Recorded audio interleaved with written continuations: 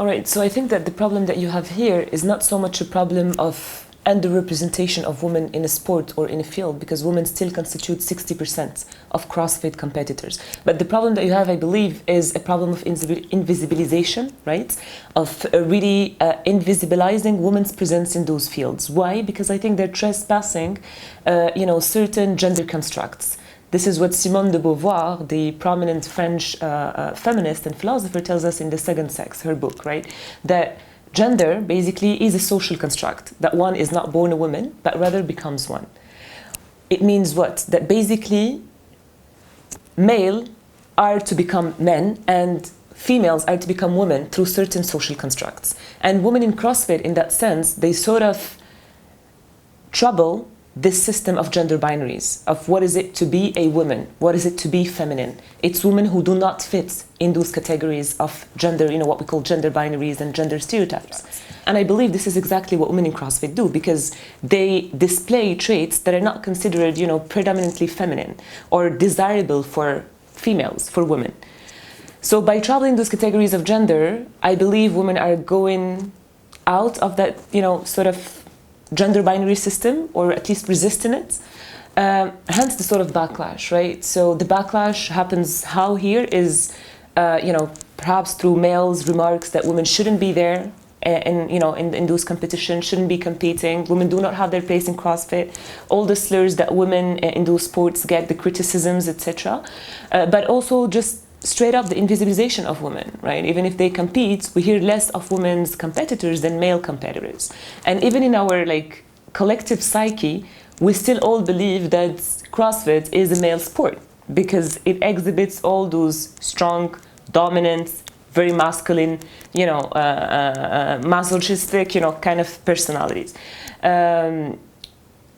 which does not fit, what social expectations from women. And I think it gets even more complicated in the region because of the prevailing social and cultural norms, right? What we have in the region, Middle East and North Africa, is, those codes of modesty that are traditionally imposed on women, higher levels of gender segregation, gender roles that are perhaps heightened. And of course, Middle East and North Africa is not all the same. There are differences.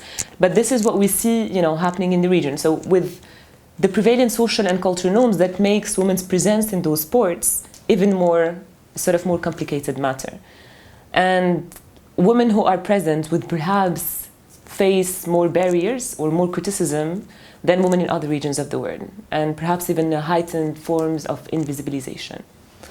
Right, so I think that having an increased number of women competitors in CrossFit or any other sports that sort of defy those social expectations of femininity will trouble, again, those categories of gender, right? So how do we trouble gender? How do we deconstruct the gender system? The fact that certain professions are only made for men and certain sports are only made for men, and women, have a sort of different set of expectations. So I think that by having the number of women increase in such sports, predominantly male-dominated sports or fields or professions, etc., I think we can definitely trouble that gender binary system and encourage women's full access to what we call the public sphere, be it in sports or professions, etc. And I think it will definitely not only empower that in that sense, sort of deconstruct that system, but also empower women, of course, to be present not only in that sports per se, but also in other male-dominated fields, I believe. So I believe that when young girls see women competing or just playing CrossFit, really gives them a sort of inspiration to start with. Right? They see that as a young girl, I can aspire to be that. So it sends for me a strong inspirational message, and especially the fact that there is no such thing as a sport made for men, or a profession made for men, or a profession made for women. I think it could also send, in that sense, having a next generation that is less gender segregated and less aware of those gender roles.